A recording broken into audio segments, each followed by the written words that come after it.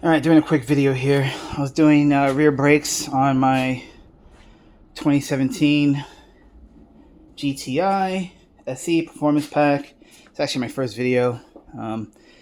Story behind that, if anybody's ever interested, I cover it. Why I went back to stock intake. But anyway, this video was to help anybody out who relies on the existing YouTube videos that cover these brake changes. You might find yourself in a dead end, and so I'm gonna try to help.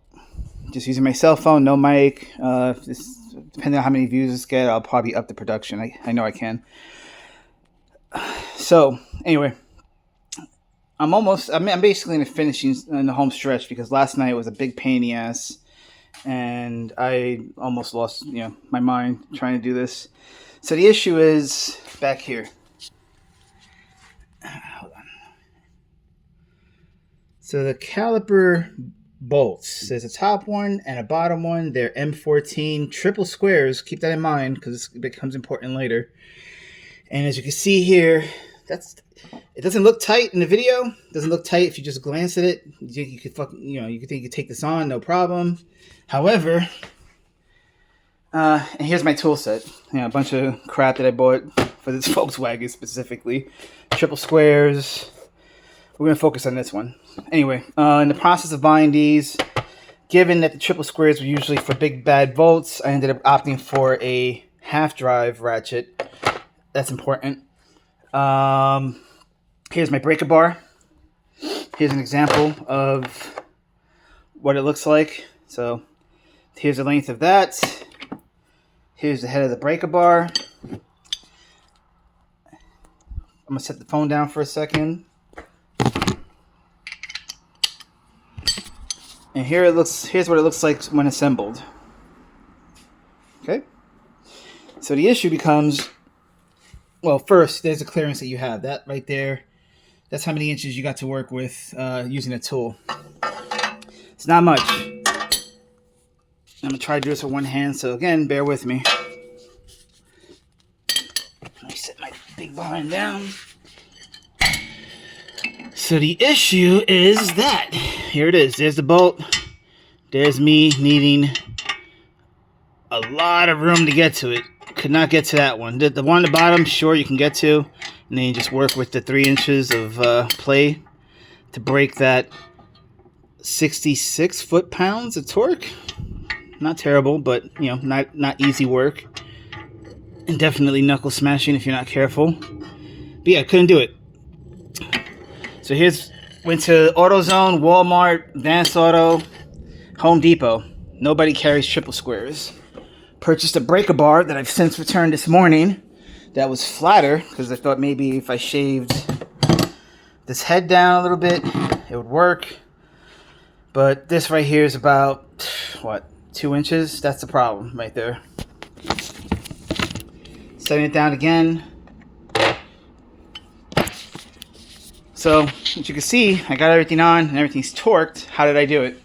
And that's where I'm going to help you guys out. All the videos that are on YouTube, they all cut. They all cut, cut out when it comes to that top bolt, or you might see somebody bust out a Milwaukee, which I'm not sure how that fit in there, but maybe it did.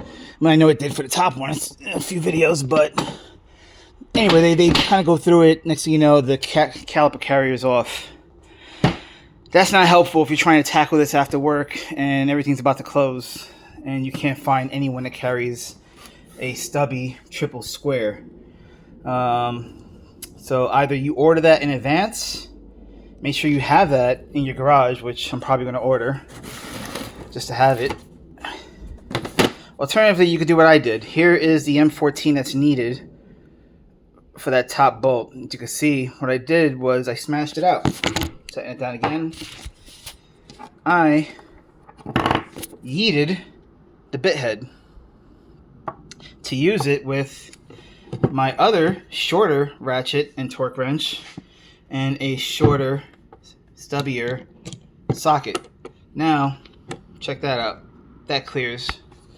To show you, it becomes a little bit of a pain because it constantly falls out of the socket, but that's okay. I mean, you are fairly confident that you're going to be able to get the job done. Alright, going back down. See, as you can see, well, bad quality, but it does get in there. Actually, you know what? Let me sit down and do it right. Okay. Bear with me, I am juggling. Actually, let me just put it in and then come back to it. There we go. And there we are, with room to spare. Fantastic, because you're going to need that room to get it out. There you go.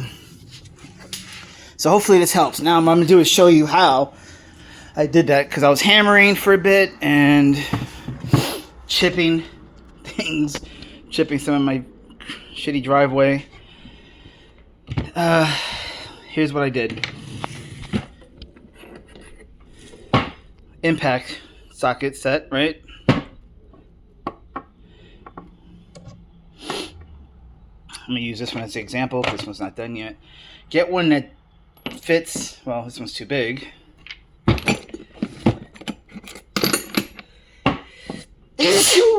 lot of brake fluid in this garage. There you go. You're going to get one that holds it just right. You don't want it to be just on top, kind of flying all over the place. You want it to kind of set inside of it a little bit. Then you're going to get your favorite weapon of choice. In this case, what I used was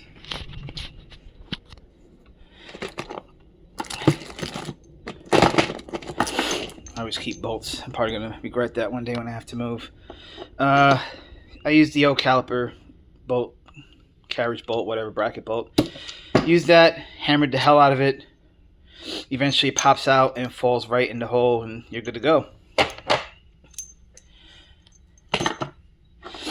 And when you're done, I could probably just hammer this back in. Let's do that right now.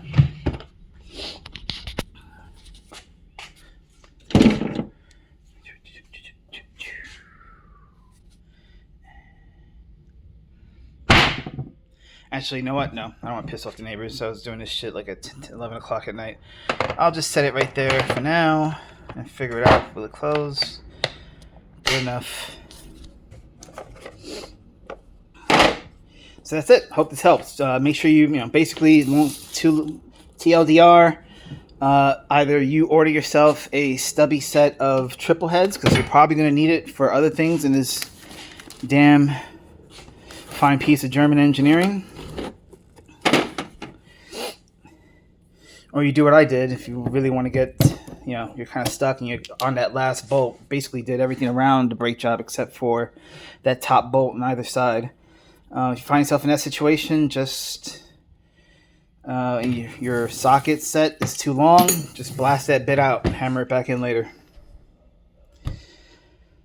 And that's it. It's tons of YouTube content from better mk7 creators that are out there. But if anybody has any interest in my car, let me know and I will cover it. Basically, it's a lot of APR parts in here. Excuse the dirt, pollen, and not giving a damn because of the brake job. I had the open PEX intake. I had the closed carbon fiber intake with the catch can, all that rigmarole. Right now, my setup is, this part changes a lot. It's the stock tip, stock accordion. It's basically stock all the way through, except the drop-in filter is there. The backing plate is here. Some hood cutouts that I'm going to fix one day soon. And some other slats cut in order to get some additional airflow in there. Sounds great. Sounds good. Does pretty well. I will say, although Data Driven has done a great series on PCVs, and basically one of the conclusions was that the stock tip works in conjunction with the stock PCV in order for it to work, and an aftermarket tip will actually defeat the PCV at high throttle and not be able to pull enough vacuum from the crankcase, thereby increasing the amount of pressure in the crankcase.